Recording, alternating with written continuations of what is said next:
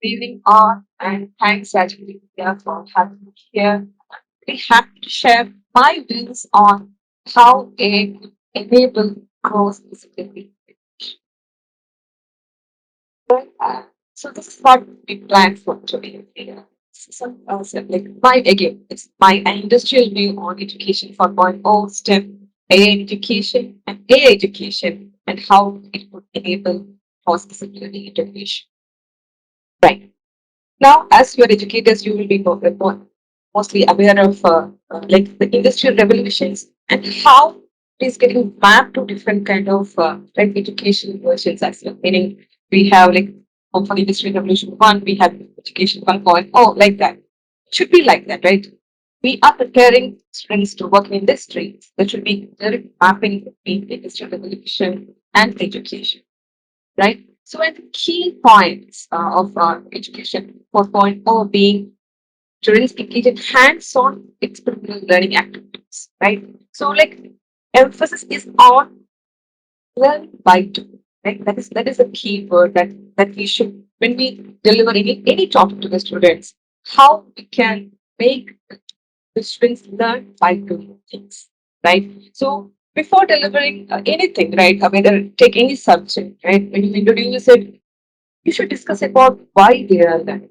Because we will be like, as we grown up, right, we'll be discussing in some trolls and all, why I learned these things in my school.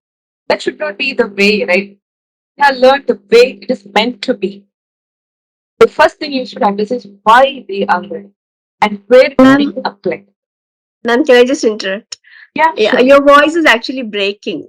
Maybe the mic. Yeah. Okay. Hope I'm in good network. Is it better now? Yes. Okay, probably I had whole like this. Huh?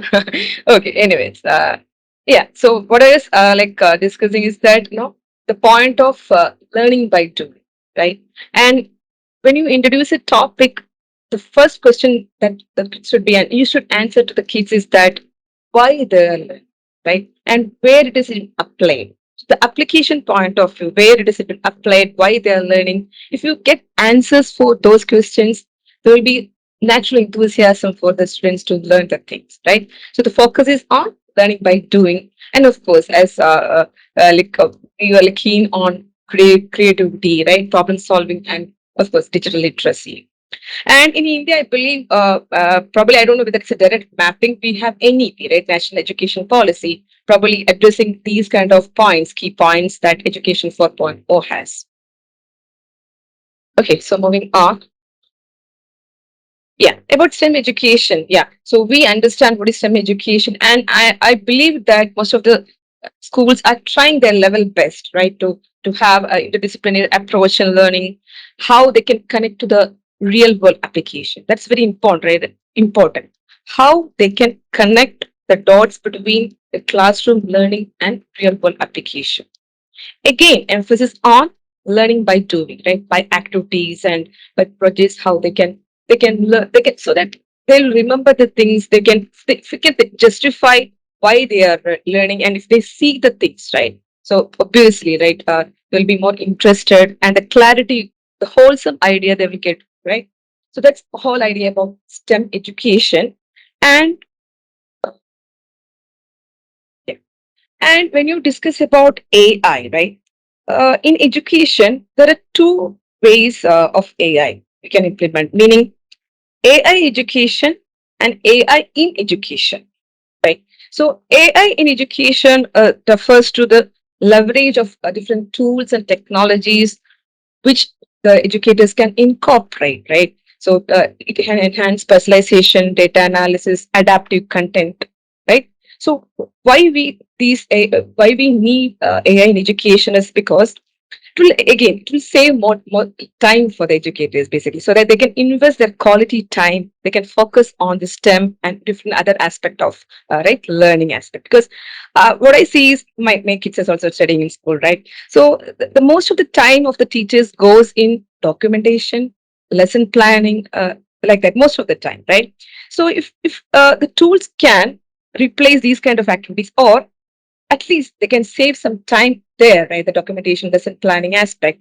They can focus more on the other aspect, meaning how they can, in the disciplinary aspect, the teachers can discussion, right? Instead of we were rightly mentioning at the beginning of the meeting, the none of the subjects should be learned as a standalone, right? That's very important.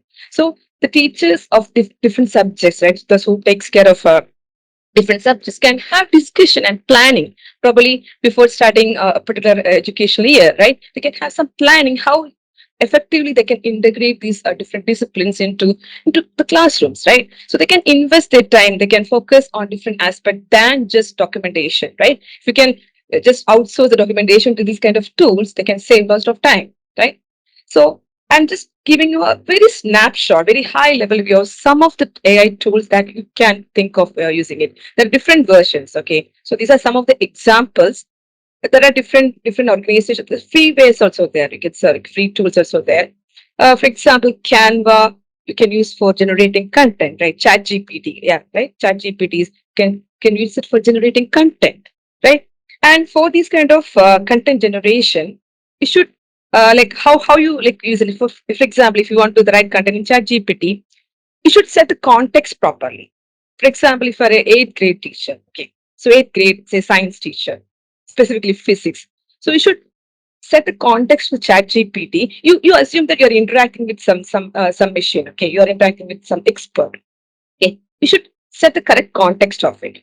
That's called prompt engineer. Should set the correct prompt for that large language model. This comes under the umbrella of large language models. That's LLMs, right? So if you set the correct context, okay, I'm an eighth grade teacher, I'm taking care of physics. So probably maybe you can give the snapshot of the curriculum that you have, right? So if you set the correct context, you can it will generate beautiful content actually, beautiful activities that you can implement in classroom, right?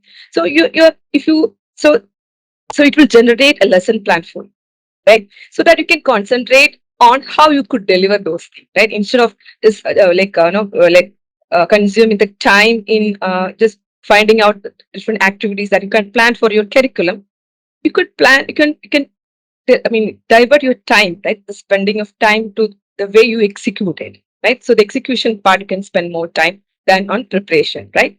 And for different activities, for quiz generation, right? Because that's I think to for affirmative, right? For to just make sure that kids understand the things, right? Probably you can have a quiz quickly, right? Instead of probably having written exams, right? You can have a quiz session before beginning this right beginning of any new topic, right?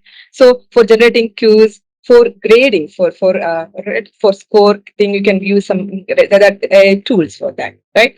And yeah, of course, that like it focuses on like the content generation. You can outsource the tools, as simple as that. Okay, and okay, and just mentioning about if you want these links, I can provide you. Okay, just like going very fast because I assume that already you are using, so at least some of them you are making use of it, right? So this one my assumption is probably will make it clear when the interaction come with the teacher community. But the point is there are many tools available, so don't shy away from tools. You if you spend some quality time, you can learn it. Okay, you know how you can make use of it, leverage these kind of tools so that you can spend quality time in execution of your curriculum, execution of your thing. That's the whole point.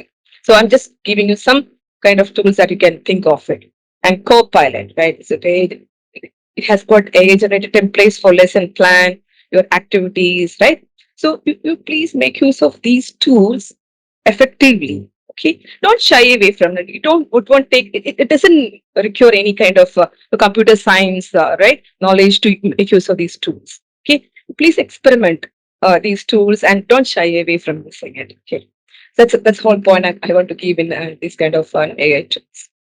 Okay, so that's about AI in education, how we can make use of these AI tools and technologies effectively in educational ecosystem so that you can invest quality time in your execution of these things, right? Rather on documentation and lesson plan preparation.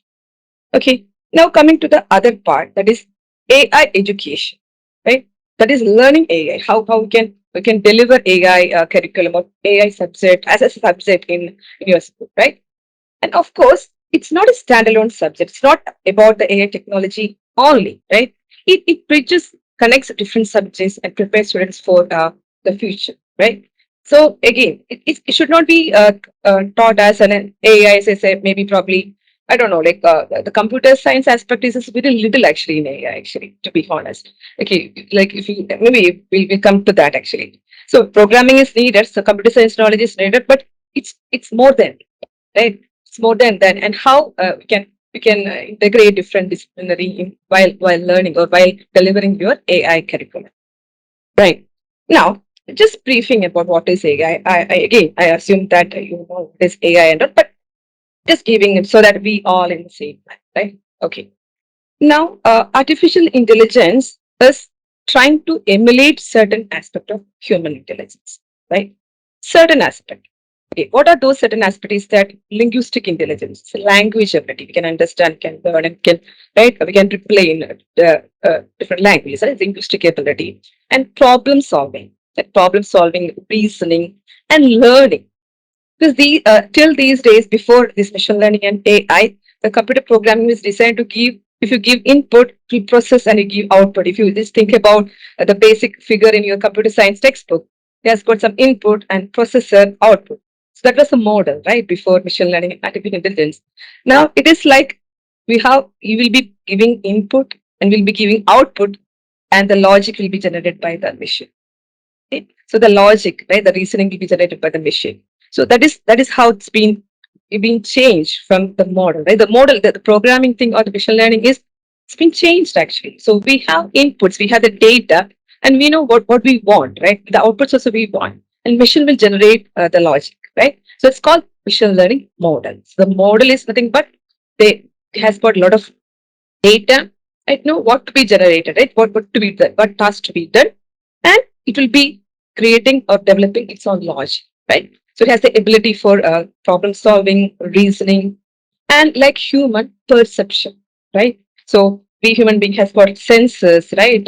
Five senses in we learn in biology, right? And we try to understand what's happening in the surrounding using those senses, right? Like that, how we can interpret sensory data, right? So the machine will be having different set of sensors, different types of data, right? How it can give like how can infer, right? What they infer from those kind of data. So it's perception. Okay, so these are the kind of intelligence that machine is able to. We are trying to emulate in machine, right? And when you talk about linguistic intelligence, it comes in natural language processing. So probably it will be a very high term for you, but maybe if I give some examples like Alexa, right? How Alexa is able to understand, right? Your assistants, whether it's a chat bot, right? Whether it's a voice assistant, voice based, whether it's a text based or voice based, right? So now you can think about how you are enabling your AI devices, and meaning like what kind of input you are doing. When I say assistants, right? Assistants, it could be voice driven, right? The audio driven, or it could be text driven, right? So both ways it is a language, right? So it comes under natural language processing, NLP. So it comes under the umbrella of NLP. And the chat GPT, and nowadays we can generate presentations, the tools, the AI tools that we discussed so far. So those most of the tools comes under this Gen AI, that is generative AI. Okay. So it is generating the content, right? It's generating the content for you. And there are some tools where if you give some description, it generate images for you, right? Generate video for you. So in whatever form, whichever form, if something is getting generated for you from the description you're given, it comes under generative AI, right? And these are the kind of like systems that normally the artificial intelligence can map recommendation, right? Your Netflix recommendation or YouTube recommendation, right? And prediction, right? How to predict probably weather prediction or stock market prediction or your GDP prediction. Those predictions, okay, that again comes under this kind of intelligence. And recognition identification, right? Recognizing identification, for example, a very classical example of cat or dog problem, right? In AI, we start with that, right? How to identify cats and dogs. So identification recognition problem, even face recognition, right? There are security surveillance system with face recognition. Even our mobile has got, right? So the recognition identification system and decision making, right? So that's a typical human intelligence example, decision making, and in automation. So these are the probably major kind of artificial intelligence problems that application, right? And in terms of application, these are the kind of things that is recommendation, prediction, identification, language understanding, decision making, automation.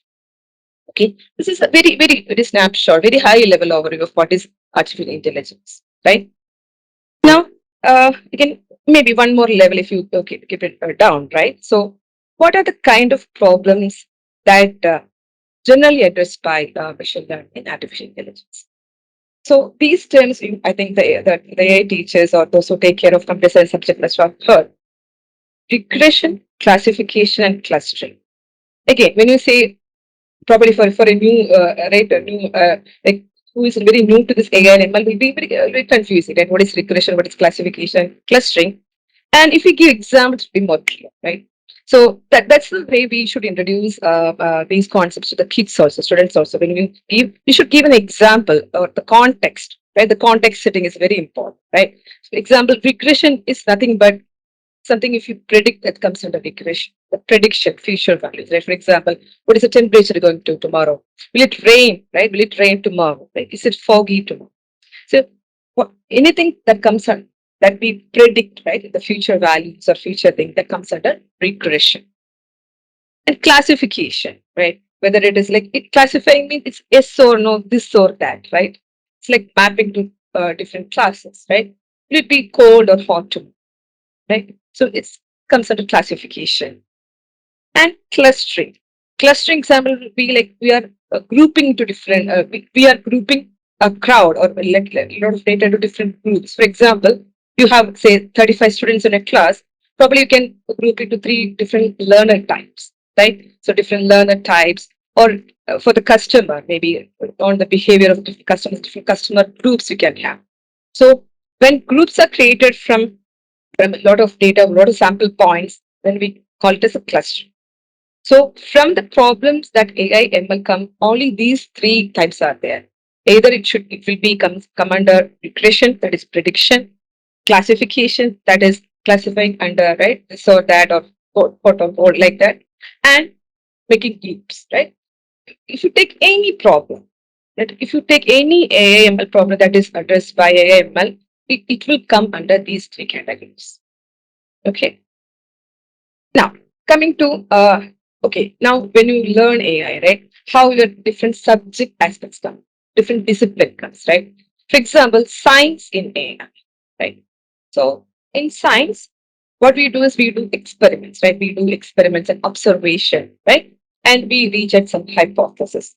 That's how it's supposed to be, right? In science, we should do the experiment first, then do the observation, and from the observation, we should reach at a hypothesis. But normally, what we do is we make the student learn hypothesis, right? And then do the lab. The lab should come first, then only the theory should come, ideal, right? That's how should the science should be taught in the schools, actually. But, anyways, so that should be the ideal life cycle of science, actually, like making experiments, observation, and reaching a hypothesis. Similarly, if you take AI life cycle, if you take AI as a project, right, should define the task. What is the output or outcome that we are expecting from this particular project, right, or a particular problem, right? What problem we are solving, right? What is the problem we are solving? Should have clear definition of that.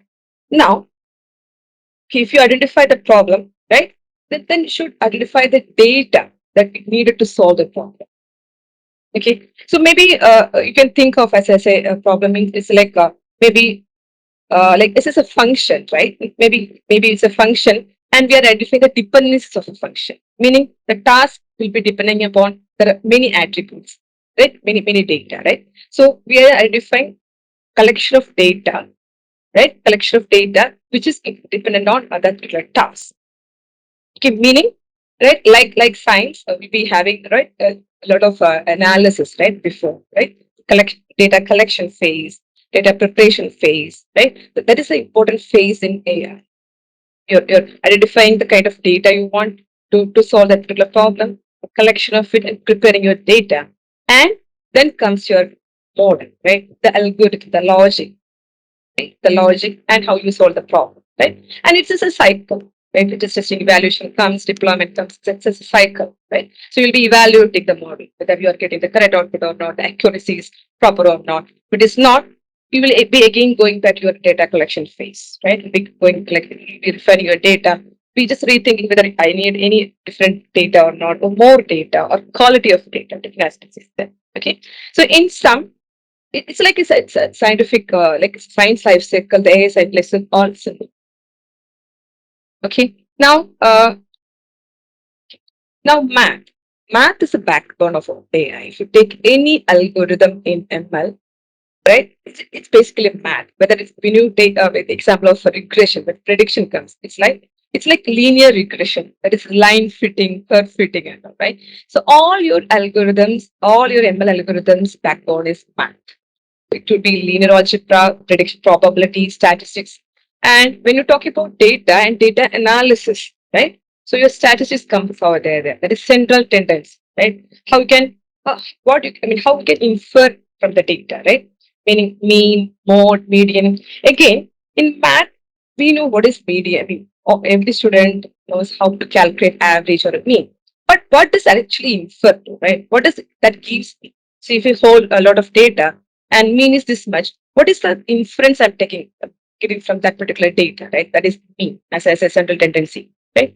So those inference you can clearly get from when you make AI, right? When you integrate math and AI. Math is a backbone of AI. Your statistics, algebra, or probability comes when you learn AI algorithms. Okay. Now, I'm trying to just give some kind of mapping of how we can map different disciplines to different problems in AI.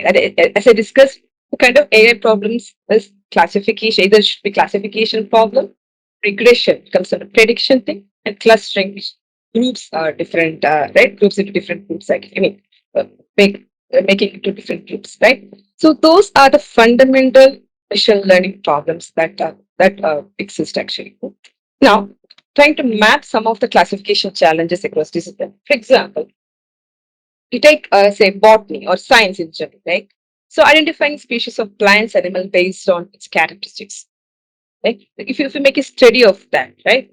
Of course, you can integrate AI, right? AI into that action, right? For example, another example would be identifying kind of disease using the image of leaves, right? If you take a photo of leaf, you can make an ML model to maybe prediction or identifying the kind of disease, right? So you can easily integrate this kind of study into AI. Okay. And if maybe in chemistry, you can classify chemical compounds specific categories. Maybe depending upon, again, when I say classifying chemical compounds specific categories, based on what, right? The based on what comes that kind of attributes or data actually, right? What kind of data you should collect so that we can classify the chemical compounds. And in physics, if you say like how you can classify different motion, for example, right? Uniform, accelerated, real life scenarios, motion graphs. Right? From motion graphs, so can you identify the type of motion, right? And in economics, of course, maybe economics and history, all these can be mapped classification. How you can classify economic system to capitalism and socialism. When I say there are different study or research should go in behind this, right? It's not like you just classify capitalism and socialism. Should identify what are the factors, right? What are the factors which decides an economic system, whether it's a capitalism or a socialism? On the other hand, like probably the plant classification or animal classification, right? And if you wanted to make it more like interest, right? How the literature journals, right? How can you classify into history, science, and fiction, right? So these are some of the classification challenges that you can think of across disciplines. I'm sure if you brainstorm, right? But the thing is, all discipline students, I mean, all teachers who takes different subjects should sit in a room, right, and brainstorm for these ideas, right? That's very important. For example, again, maybe eighth grade, right? Before starting your eighth grade, all the eighth grade different discipline teachers should sit and just discuss what are the kind of things they can bring into AI, right? So this will give more clarity, right, for the students and research work, right? The data collection phase, data analysis, and how these can map to different algorithms. There are different like in this cycle, they'll get more clarity, right? So that's very important. These kind of discussions across different subject teachers is very important. Okay, and let me try to give an example. And there are different open sources actually, like you can make use of it, right? So in this example, study of mammals, and it is using this tool called Coda. It's a common online data analysis platform, okay, where you can get the data set for different disciplines, basically. Whether any discipline you get the data set, and you can give a nice, get a nice visualization of the data. That is another aspect of the data visualization. And how you visualize your data and how what can infer from that particular data plot is also very important aspect of studying data analysis. Let me try to demonstrate how it looks like.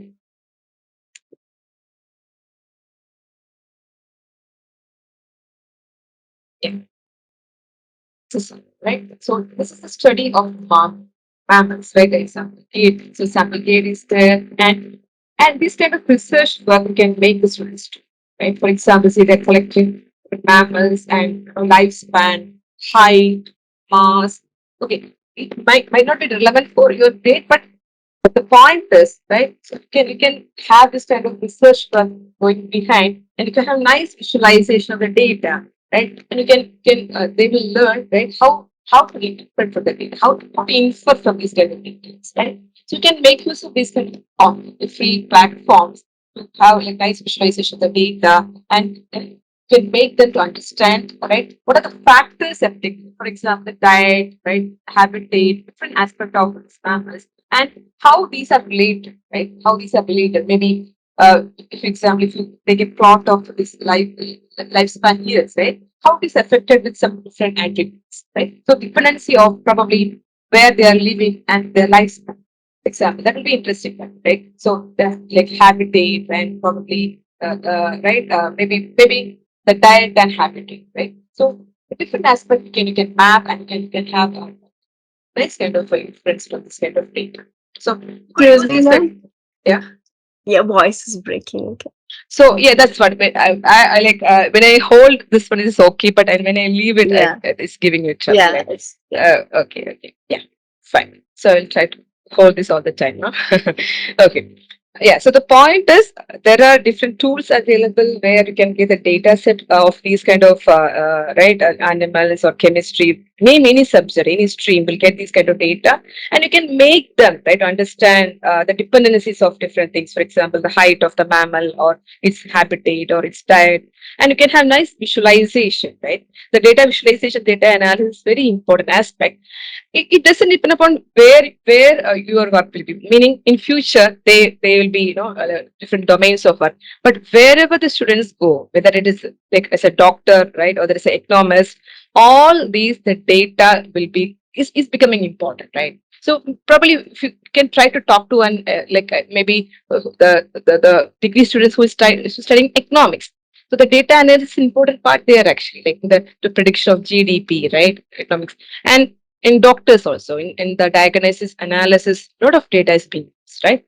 So this understanding data and inference from the data is very important wherever you go. Name any field that is very important in these days, right? That's the point I want to just highlight that, right?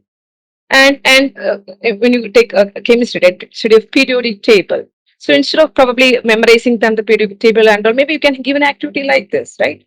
Can give an activity like this, probably be interesting for them to see, right? The visualization, they will be very interested and probably be very interesting activity for them, right? So the point is you can all the subject matter teachers they can discuss and they can correlate themselves and come across this kind of activities. Okay. So those are some of the classification challenges examples. Now regression. Regression means the prediction, right? So the prediction in economics GDP growth or predicting trajectory of launched projectile, right? So those activity or predicting stress under. I'm just giving you some examples so that these kind of prediction analysis could be done through A, right? So that's the point. So predicting future temperature trends, that is the climate change, right? That's a very critical thing, right? So predicting future temperature, estimating depth of underground mineral deposits. So in these kind of activity, a lot of research is going on actually, like the collection of the data. And when you collect the data, then when they plot, they will understand more. When you see it, you understand, right? When you see it, so that's the kind of activities you could plan for the regression type of thing. Regression is nothing but prediction, right? Okay. Again, for this climate change also, like let me copy it. One second.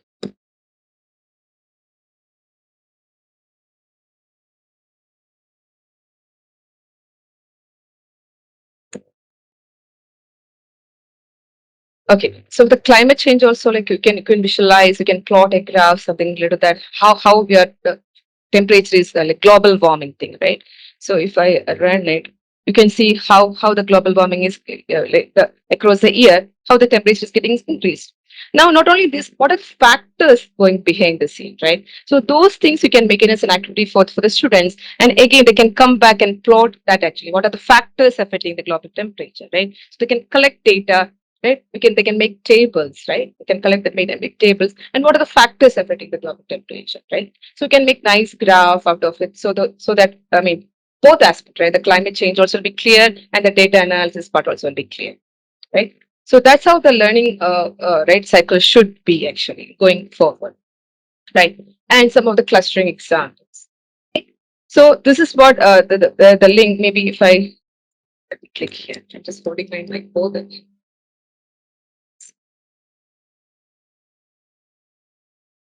So when I probably this will be more clear. See, if you have this kind of data, so this math, social science, language, or we can map. If you name any stream, you can map to this kind of artificial intelligence, right? And specifically data analysis. Okay? So the point is, you please plan some activities across the disciplines and let the students spend in research and analysis than just remembering hypothesis and Newton's laws and all. Okay, yeah. So let me conclude. And another factor I just want to highlight, since I'm from industries, that the collaboration and connection is very important, right? So I know something and you know something, you share, right? We share and we learn and grow, right? So it's not unlike just sitting inside your school, inside your teaching staff room, right? Just come out of it, right? There are like industries there to help you out, right? Different organizations are there, different forums are there to help you out, but you just want to you have to shout, right, to make others know you want needed help, right? Nothing wrong in asking help. If you like, so you leverage the tools, technologies, most importantly communities and forums, and reach out to industry, right? Industry is like very happy to help you out, probably giving sessions, giving orientation, or giving you these kind of industrial insights, right? We are happy to help, but you should reach us out, right? We should know you need some help, right? So this is a kind of request. With this one, I just want to wind up the discussion and probably open for the discussion, open for the questions, right?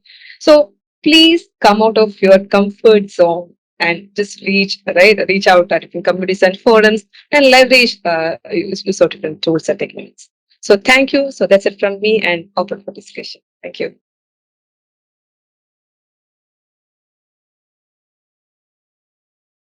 The first question is, students in class may be at different levels of proficiency in STEM. Can AI bridge the gaps in learning? Yeah, sure. Again, I don't believe in grouping all the students into one category. To be honest, probably we can split into different levels. That's what like the clustering thing, right? That we discussed a while ago, right? So maybe we can group into different. I mean, group the students into multiple levels, and you can address that gap. Right? Right. Of course, the AI tools and AI learning could get bridge the gap. Thank you, ma'am, for that. We have another question here. What trends and innovations can we expect to see in the future of AI powered cross disciplinary STEM learning? Yeah. So innovations, anyway, the daily there is a news, right? The trend is generative AI to be sure. Like the codes are being generated, right? So nowadays, if you know what you want, right? What exactly you want, okay? You should ask the right kind of questions. You should have the ability to ask the right kind of questions. Answers are there. right? So that's how the direction being actually. If you know what you want exactly, that's what I mentioned about the prompt engineering, right? Probably you can surf it. What does that mean, right? If you set a context to any generative AI tool that you use, right, it could generate the content. So answering your question, yeah, that's a way it is heading to, right? So the students should be engaged to ask questions. They should be engaged more in storytelling, right? When you set a context or a problem, they should be able to build a story around it, right? So more than right the other skills, the question, the inquisitivity should be more actually. That's what the trend is like. Yeah. So the answers are there. You should know how to ask the right kind of questions. Thank you, ma'am, for that. Ma'am, is your video switched off, or is it because of the network issue that we can't see you? Yeah, I Yeah, think switched okay, off probably. I perfect. think when you started I don't know. Like, probably Yeah, maybe yeah, something now like it's that. perfect. Yeah. Okay, we have another question here. Are Mhm. there ethical considerations and concerns related to AI in cross disciplinary STEM education, and how are they being addressed? Yeah, it's not only in cross-disciplinary learning, anywhere that the ethics and biases are there, right? When you talk about ethics and biases, like it is part and parcel of a system, and that's where the education role comes, right? And when they learn, we should be they should be able to understand what are the different ethics and biases, right? That literacy is very important because they are going to make the AI systems in future, right? So they should be the data, right? They should not be biased data. For example, right? So I guess in US, I think. Some kind of people were be rejected by the, I think, by the bank people for the loan. I think maybe some news have there actually, right? So that's because the kind of the data bias that you use for your train, right? So the ethics and biases as it is there. That's the, I mean, the schools are the right way to start actually, right? Right, right. You are the one. You should make the kids aware about this ethics and biases. It's not only in the cross disciplines, they're everywhere actually. Thank you, ma'am, for that. Do we have any more questions? We have one more question here. What should be given importance in curriculum learning AI or application of AI for learning for enhancement of thinking and problem solving capabilities? Definitely application. See, you forget about your curriculum. Okay, I don't know whether that makes sense to educational community. You forget about curriculum. The key should be how we apply, right? That's very important. Should be application oriented, right? You forget about the curriculum, and through application, that curriculum will cover actually. You should plan accordingly that the curriculum covers in the applications, right? So when you make application, it covers automatically. Your curriculum should be byproduct of your activities actually. Yeah, ma'am, we have another question here. How can we apply in pre-primary section? Yeah, pre-primary section. I think that's the ideal way this should start actually, right? Pre-primary section, the STEM concept basically, right? Properly, uh, see, there are, I don't know, like maybe when you talk about AI, we have Scratch, like no code platform, like graphical oriented platform, right? It's very easy to use. It's a no code platform. You can just like building the logos, right? Like Legos, sorry, I said that, right? So building blocks, we have graphical oriented programming, right? So there you can start actually making some interesting games out of it, right? So storytelling again, the scratch is just existing for storytelling. So you can start with that actually. So pre-primary section, you can start with those kind of utilities, because, right? And slowly, gradually, there should be gradually they can move in their right, as they move, as they progress, they can move, right? Just to answer that, we can. There are platforms, tools available where the kids can learn in that age. Thank you, ma'am, for that. We have another question here. Um, yeah, what impact does cross-disciplinary STEM education with AI have on student motivation, engagement, and retention of knowledge?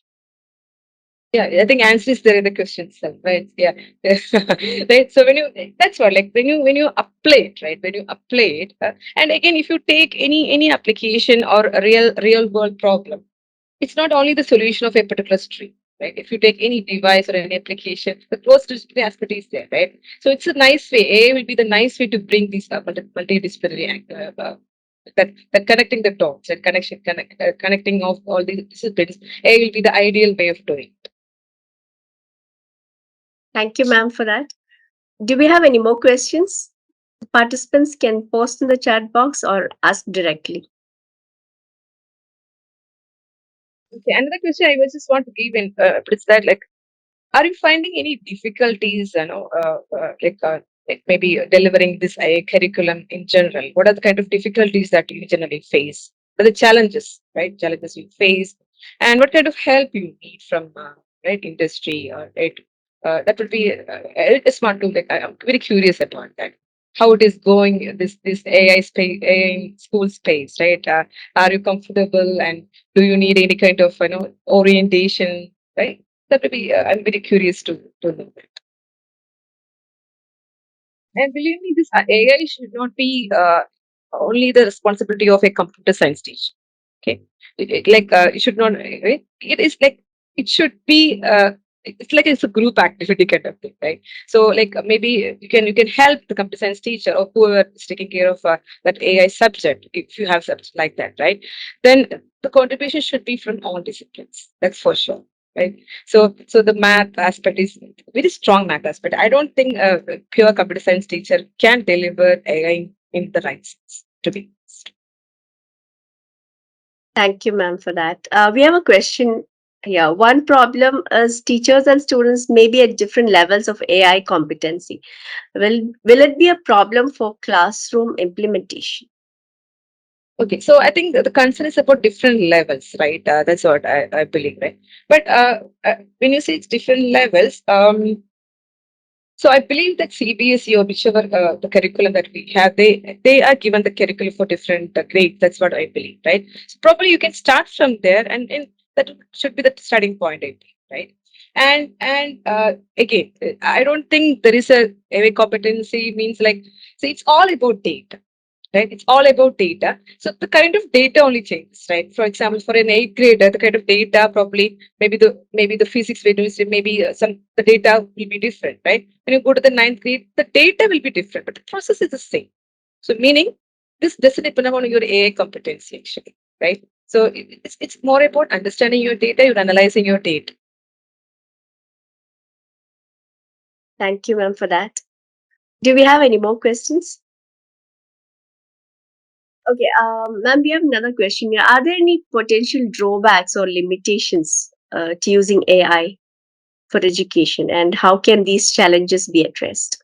Yeah, only challenges being, I think, one of the teacher asked, right, the ethics and biases. That's a major concern, right? They should understand clearly, like what's happening behind these, this generative way kind of thing. That's what this is important. They should know, right? They should have the literacy and knowledge of what's happening behind these, these kind of tools and technologies. When you have the clarity, then that will be automatically come, right? The ethics and biases effect. I think those will be automatically getting addressed. So the literacy, the awareness is very important. Thank you, ma'am, for that. Are there any tools and resources available for the educators and institutions to incorporate AI to Yeah, the there are curriculum? different. That's what like there are different forums. This one of the tool I just demonstrated, like Kodak. That's a Hmm. forum kind of this. It's a free tool actually. Like you can make use of if you populate the data, right? The tables, right? Maybe the rows and columns, right? If you populate that, you can visualize nicely. Actually. So those kind of tools are there, right? So you can leverage. You can make use of those tools and forums, right? And the connections and collaborations is very important. There are different forums actually. Data science for all is there. Learning engineering forum is there in US based on different. So based on different countries, right? There are different forums and right you should be taking part of those discussions, then you will get more clarity about the kind of tools, the kind of approach. So that's why like we should come out of your that mindset. That's very important. Okay, thank you, ma'am, for that. So we extend our appreciation to Ms. Preetha Prabhakaran for the valuable insights you have provided during this session. It was an inspiring discussion. I want to express my gratitude to all the participants for joining us. Once again, thank you all, and I wish you all a wonderful evening. Thank you.